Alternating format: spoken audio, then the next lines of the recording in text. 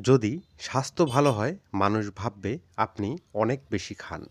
আপনি যদি একটু ডায়েট করেন মানুষ ভাববে আপনি অসুস্থ। আপনি যদি পোশাক-আশাক ভালো পরেন মানুষ ভাববে শো অফ করতেছেন। আবার যদি খারাপ পোশাক পরেন মানুষ ভাববে আপনি গরিব। এই ভেবে পাত্তাই দিতে চাবে না। আপনি যদি সিরিয়াস হন মানুষ ভাববে আপনি বোরিং। আবার আপনি যদি একটু হাসিখুশি হন মানুষ ভাববে আপনি ইনম্যাচুইড। আগে বিয়ে করলে বলবে ইচড়ে পাকা, আবার পরে বিয়ে করলে বলবে বুড়ি হয়ে গেছেন। সন্তান না হলে বলবে সন্তান নিচ্ছ না কেন, সন্তান হলে বলবে আরেকটা নিচ্ছ না কেন। সো আপনি যেই হন যাই হন মানুষের অপিনিয়ন থাকবেই।